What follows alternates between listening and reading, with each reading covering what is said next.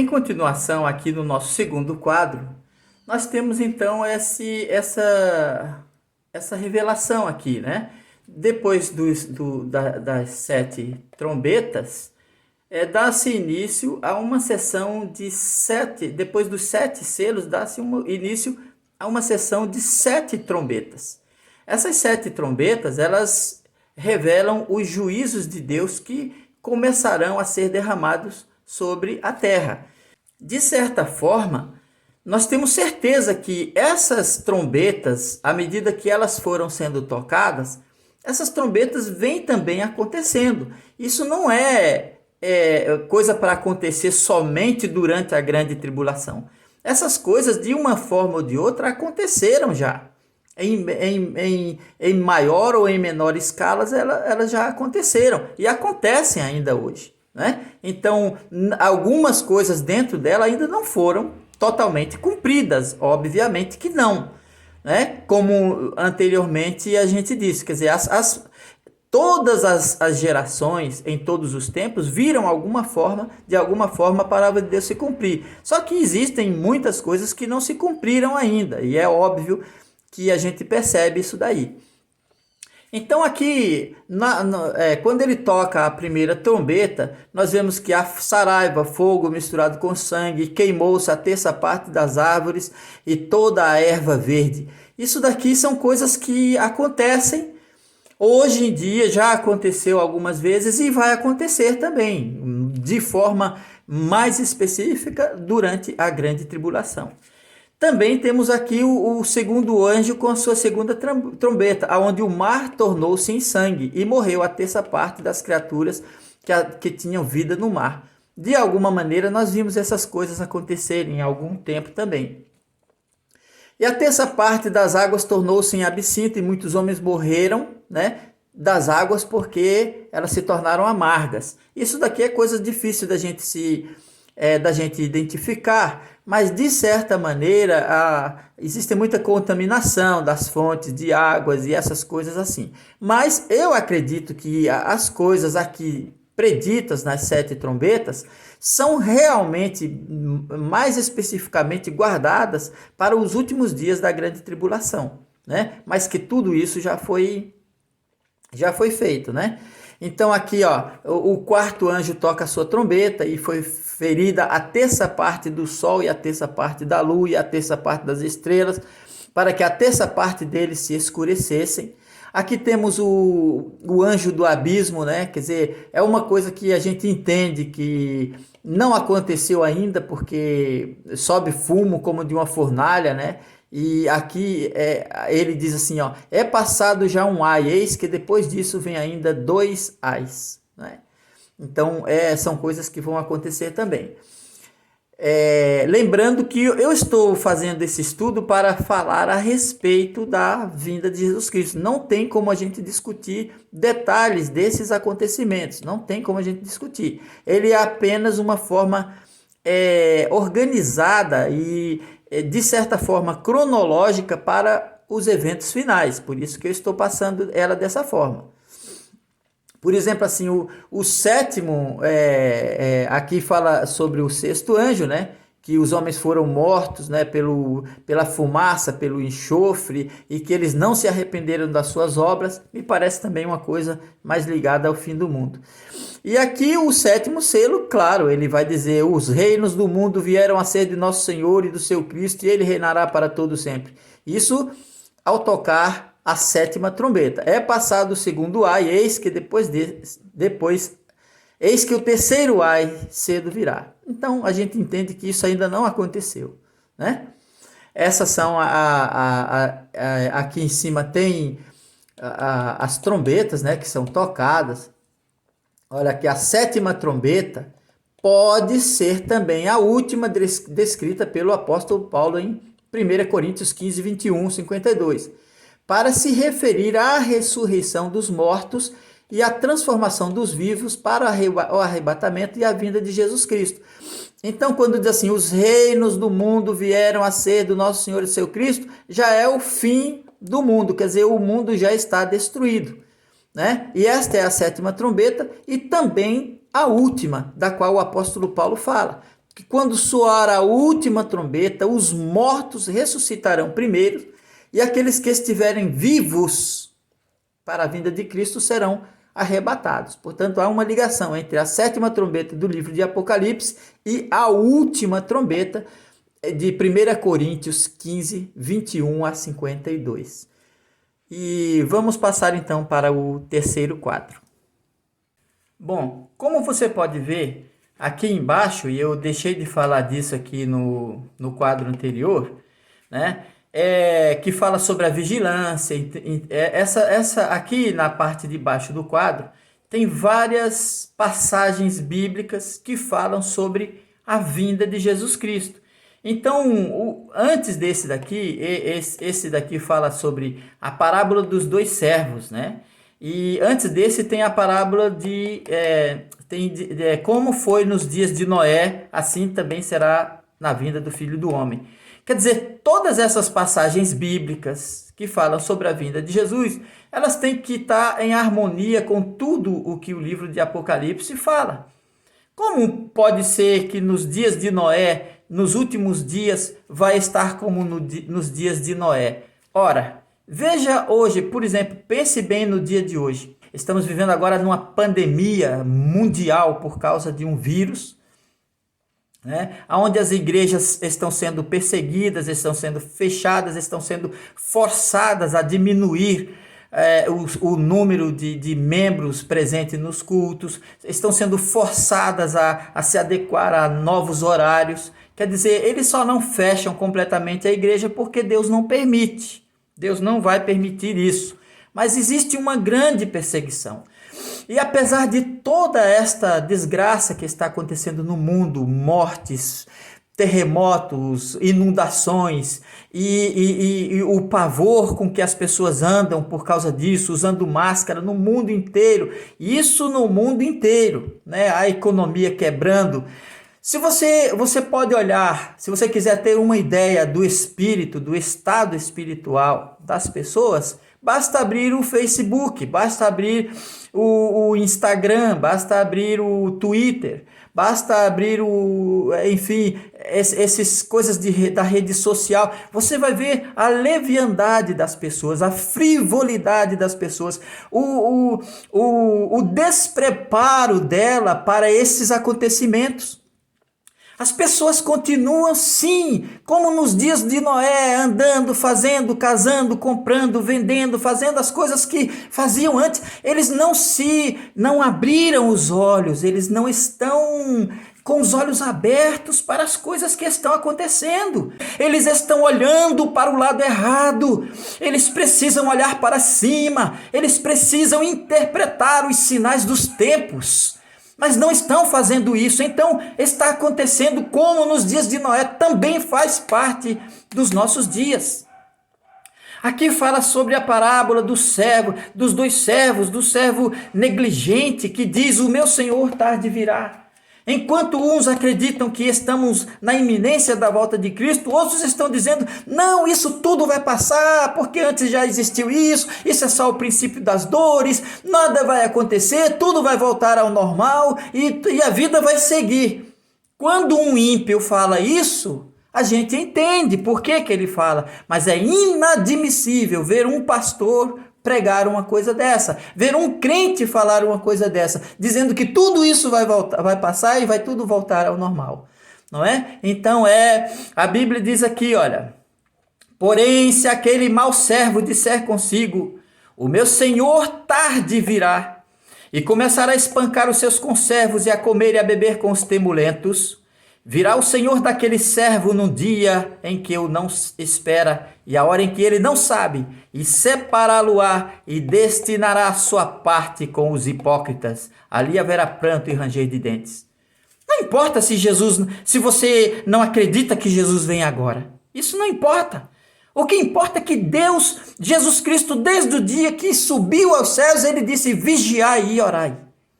E aquelas pessoas do tempo dele, que viveram naquele tempo, que não vigiaram e oraram, não viram Jesus voltar, mas também perderam a salvação.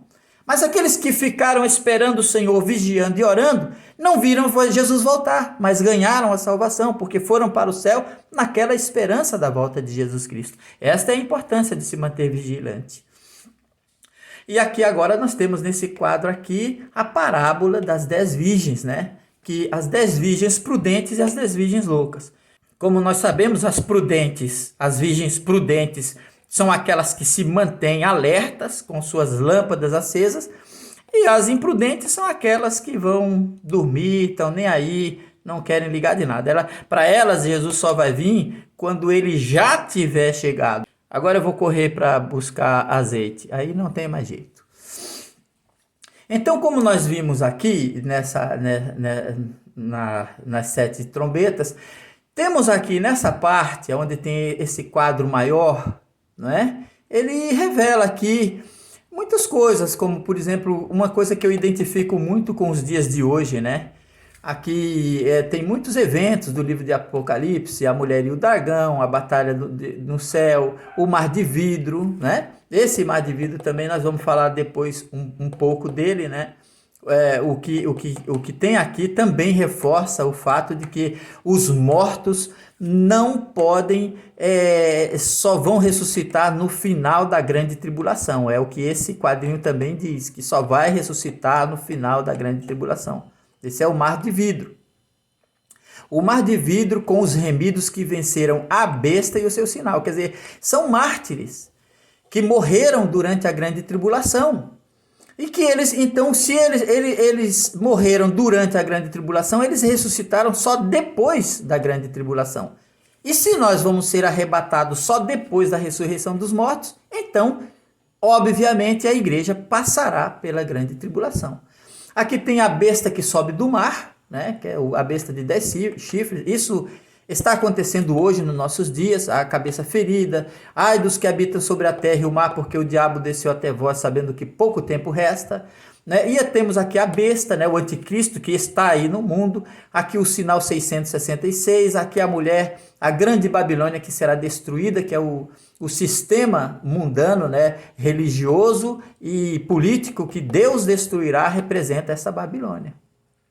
Então, aqui, o terceiro ai refere-se à ira final de Satanás contra os últimos habitantes da terra e à destruição total da grande Babilônia. Agora nós passamos então para as 7 taças dos juízos da ira de Deus, né? Nós vamos então passar para o outro quadro para falar sobre essas taças do juízo de Deus. Bom, nesta parte, ainda pegando um pouquinho do outro quadro, onde eu falava sobre o mar de vidro, né, e os remidos que venceram a besta e o falso profeta, eu posicionei a câmera aqui porque eu gostaria de falar do que está escrito nesse quadrinho aqui, né? E que isso também pode esclarecer nossa mente. Ele diz assim, depois destas coisas olhei, e eis aqui uma multidão, a qual ninguém podia contar, de todas as nações e tribos e povos e língua. Veja, uma grande multidão a qual ninguém podia contar, de várias nações, tribos, povos e línguas, que estavam diante do trono e perante o Cordeiro. E um dos anciãos me falou dizendo, estes que estão vestidos de brancos, quem são e de onde vieram? E eu disse-lhe, Senhor, tu sabes. E ele disse, estes são os que vieram de grande tribulação. Estes são os que vieram da grande tribulação, e lavaram seus vestidos e os branquearam no sangue do Cordeiro. Portanto, essa multidão de crentes aqui que morreram na grande tribulação, se a igreja tivesse sido arrebatada antes, então eles já não fariam parte da primeira ressurreição. Porque se o apóstolo Paulo diz que os que morreram em Cristo ressuscitarão primeiro para depois a igreja ser arrebatada, então esses que morreram durante a tribulação seriam uma segunda ressurreição. Aí alguns querem fazer disso o que eles falam com a vinda de Jesus. Fala, é uma vinda só em 2 fases. Isso uma coisa sem sentido, sem lógica. Então também existe uma primeira ressurreição em várias fases, em 2 fases, em 3 fases. Como é que pode isso? A Bíblia fala da primeira e da segunda ressurreição. E ali no quadro que nós falamos, no primeiro quadro, é dito para esses que estão mortos que eles esperem, é dito para os outros mortos que eles esperem até que esses morressem, para se juntar com aqueles, para que eles fossem ressuscitados. É o que a Bíblia diz, não é? Então, sobre a grande tribulação, é dito assim, ó, e se aqueles dias não fossem abreviados, nenhuma carne se salvaria, mas por causa dos escolhidos, serão abreviados aqueles dias. Espera aí. Aqui fala que por causa dos escolhidos, aqueles dias serão poucos, serão curtos. Mas afinal de contas, quem são os escolhidos? Os que foram arrebatados antes ou os que ficaram para enfrentar a besta na grande tribulação? Aqui está falando dos escolhidos de Deus. Então, quantos escolhidos o Senhor tem? Quer dizer que uma parte dos escolhidos foi levada antes e a outra parte dos escolhidos ficou para depois? Esse aqui é o restolho, que nem diz uma interpretação? Não faz sentido, não tem lógica uma coisa dessa, não é? Então, aqui o anjo diz assim: e vi outro grande e admirável sinal no céu, 7 anjos que tinham as 7 últimas pragas. São esses, é o anúncio, né, dessas 7 pragas aqui, né? E vi um grande e admirável sinal no céu, 7 anjos que tinham as 7 últimas pragas, porque nelas é consumada a ira de Deus. E vi um como um mar de vidro misturado com fogo, e também os que saíram vitoriosos da besta e da sua imagem e do seu sinal, e o número do seu sinal e o número do seu nome, que estavam junto ao mar de vidro e tinham harpas de Deus nas mãos. Aqui está uma grande multidão que saiu vitoriosa da besta e da sua imagem e do seu sinal. Esses são os escolhidos de Deus, esses são os escolhidos de Deus. Não existem 2 escolhidos. Os escolhidos de Deus são os mesmos. Esses são os crentes que ficaram vivos ou que ficaram para ver a volta de Jesus durante a grande tribulação. Porém, esses morreram. Né? Eles foram morrendo. Outra coisa que nós não podemos deixar de falar a respeito dessa questão de arrebatamento secreto, isso não existe. Diz aqui nesse quadro aqui, ó, não haverá um rapto da igreja ou arrebatamento secreto.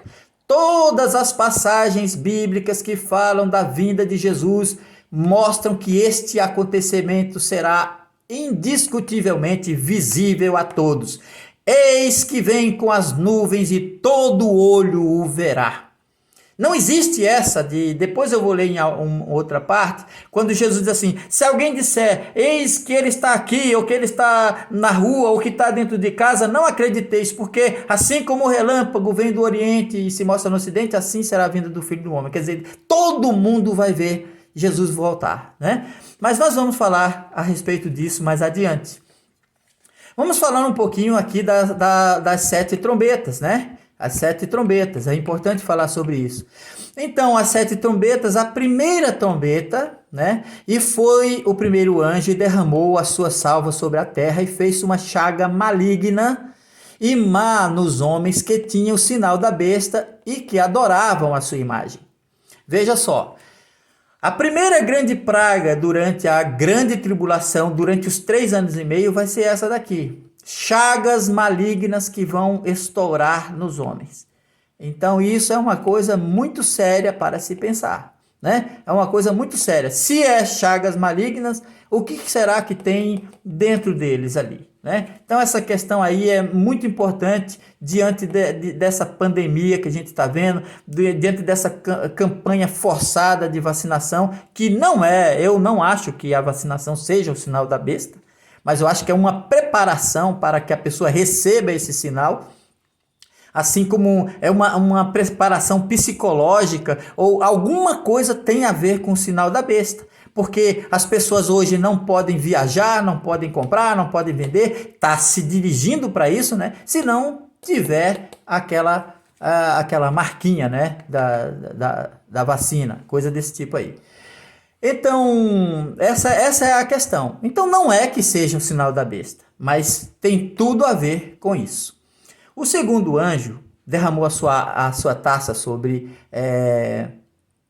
o mar, né? E também morreu a terça parte do sangue e tal, que me parece ser dos animais que viviam no mar, que me parece ser como aquelas pragas que tinha no Egito e como nós vimos também nas 7 trombetas, né? Tem alguma coisa a ver. Aqui diz que o terceiro anjo derramou a sua salva e virou sangue. Aqui os homens serão abrasados com grandes calores, né? Isso aqui durante a grande tribulação.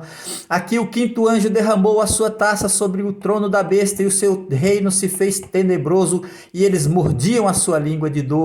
Aqui o sexto anjo fala da grande batalha do Armagedon. E aí essa batalha do Armagedon, ela tem a ver com a terceira guerra mundial. Aí é onde a gente vai ligando as coisas. Como nos dias de Noé as pessoas não estão nem aí. A Bíblia diz que os céus e a terra passarão com grande estrondo, falando de uma guerra mundial. Então essa guerra mundial existirá no fim. E Jesus vai vir depois dessa guerra. E o sétimo anjo derramou a sua taça no ar, e saiu grande voz do trono de Deus, dizendo: está feito, e houve vozes, trovões e relâmpagos. Não é? O sétimo anjo, com a sétima taça, ele diz mais ou menos o que o sétimo anjo com a sétima trombeta disse, né? Quer dizer, está feito, e lá diz assim: os reinos do mundo vieram a ser do Senhor e do seu Cristo. Então isso fala realmente de uma coisa que vem no final, né? Então, agora passando um pouquinho aqui, eu tenho aqui embaixo uma linha do tempo, tá? Onde a igreja, onde mostra que a igreja de Laodiceia, ela vem por aqui, ó, essa parte laranja aqui, ela fala sobre a igreja de Laodiceia, a igreja dos nossos dias, que atravessa toda essa linha do tempo, né? E aqui dentro dessa linha do tempo é onde a gente vai colocando esses